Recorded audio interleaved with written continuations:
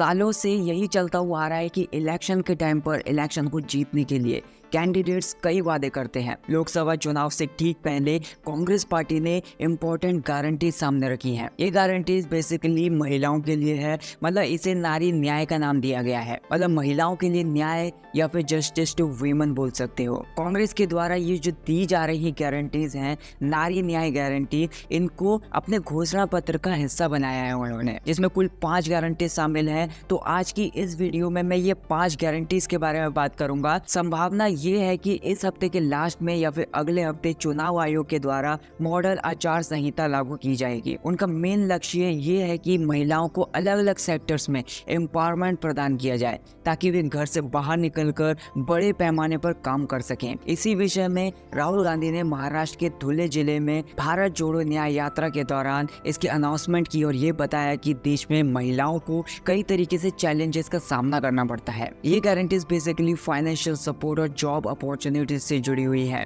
देखिए, पहली गारंटी है महालक्ष्मी। महालक्ष्मी के तहत कांग्रेस पार्टी का ये कहना है कि अगर वे चुनाव जीत जाते हैं तो हर साल वे गरीब महिलाओं को 1 लाख रुपए प्रदान करेंगे।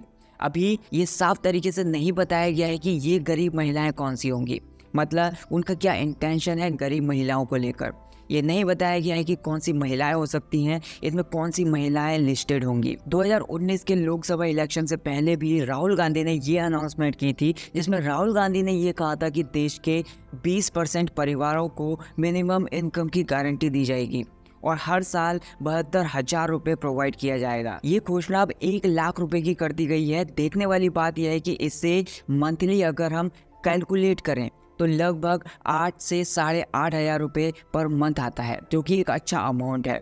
ये देखना होगा कि कांग्रेस पार्टी अगर चुनाव जीत जाती है तो इस वादे को कैसे अमल में आती है। इसके अलावा राहुल गांधी ने केंद्र सरकार पर आरोप लगाते हुए ये कहा कि पिछले कुछ सालों में इंडस्ट्रियलिस्ट के 16 लाख करोड़ के कर्ज की माफी की गई है, लेकिन किसानों और युवाओं के कर्ज माफ नहीं किए गए हैं। उन्होंने ये भी कहा कि इससे बड़ा अन्याय और कुछ भी नहीं हो सकता। यहाँ दूसरी गारंटी प्रेजेंट की गई है जिसका नाम है आदि आबादी पूरा हक, मतलब जिसमें ये कहा गया है कि सरकारी नौकरियों में, खासकर केंद्र सरकार की नौकरियों में महिलाओं के लिए 50% आरक्षण सुनिश्चित किया जाएगा। राहुल गांधी ने ये भी कहा कि कांग्रेस पार्टी की जो विचारधारा है वो साझेदारी पर आधारित है, उसमें सभी जातियों और समुदायों को सम्मिलित किया जाता है। उन्होंने ये भी कहा कि केंद्र सरकार ने संसद में और राज्य विधानसभाओं में महिलाओं के लिए जो आरक्षण पास किया है वो रियल में 10 सालों के बाद लागू किया जाएगा, लेकिन हम अगर सत्ता में आते हैं तो इसे जल्दी ही जल्द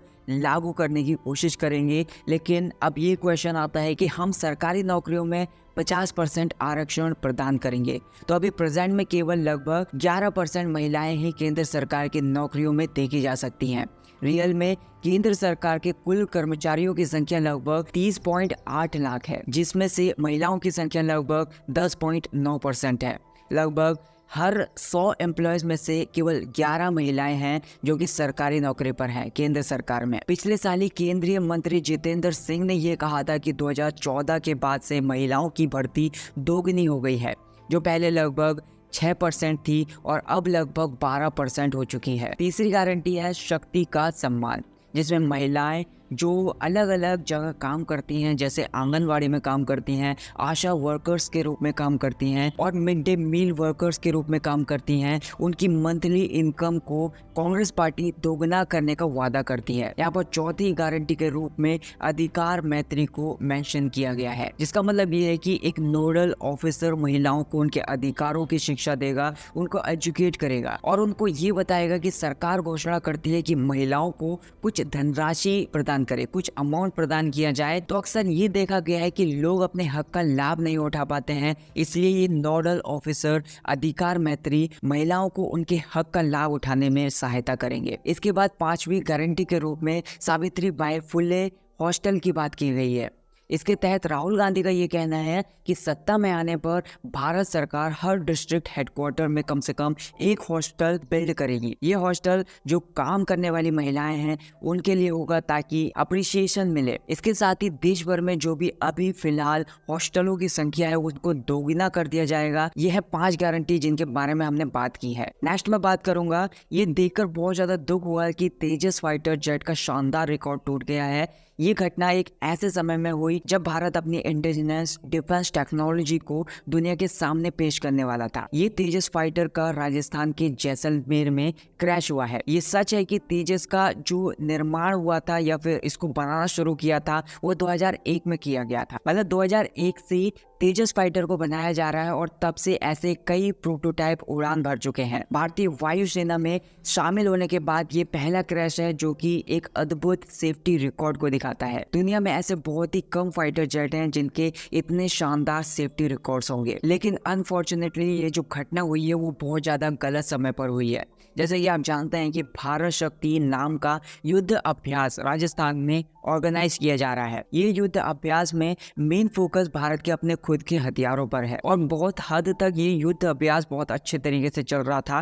प्रधानमंत्री मोदी भी यहाँ पर आए थे, लेकिन लास्ट क्षणों में ये खबर निकल कर आती है कि एक तेजस फाइटर जैसलमेर में क्रैश हो गया और ये फाइटर जेट पोखरण की ओर ही जा रहा था और रास्ते में ही क्रैश हो गया। अच्छी बात यह है कि इस क्रैश में किसी की भी मृत्यु नहीं हुई है, पायलट सेफ हैं और जहां पर भी ये फाइटर जेट क्रैश हुआ है वहां पर भी किसी को चोट नहीं आई है। So that's it guys for this video. ये था इस वीडियो के लिए। अगर आपको और भी इस टाइप की वीडियोस देखनी है तो मेरे चैनल को सब्सक्राइब कर लेना। अगर आपको ये वीडियो पसंद आई हो तो वीडियो को लाइक कर देना। Thank you so much for watching this video.